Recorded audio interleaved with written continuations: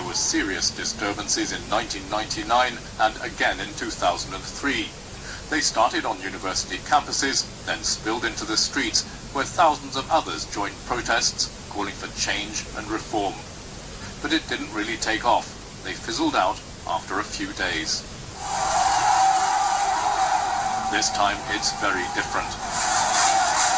It's not just a few thousand, but hundreds of thousands, maybe more. And the momentum seems to be building as days go by. There's a confidence and a spirit that weren't there before. It's the elections that gave the dissenters a tangible cause to rally behind. They can't believe Mahmoud Ahmadinejad could possibly have won such a big victory without the massive use of fraud. His followers control all the election machinery and the security forces. And this time the rebels have a champion too. Mir Hossein Mousavi, the reformist runner-up, triggered the same wave of longing for change that lifted Mohammad Khatami to the presidency in 1997. Mr. Mousavi is a tough fighter. He's vowed to keep up peaceful protests until the election's scrapped and rerun. Mr. Ahmadinejad himself insists his victory was genuine. He does have strong support among the poor and a power base among the military. But with his abrasive populist style, he's caused rifts in the Islamic leadership that go beyond the old divide between reformists and hardliners.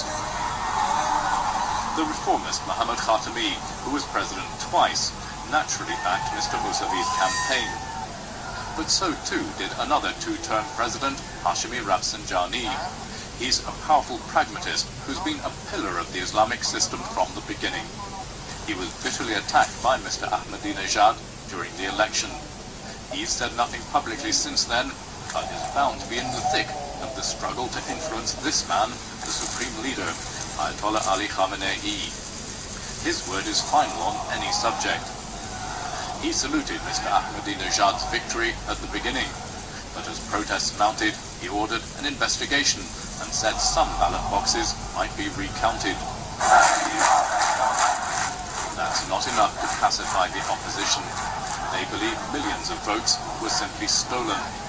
But on the streets and behind the scenes, this is a struggle not just over an election, but over the balance of power within the Islamic system and what course the country should take.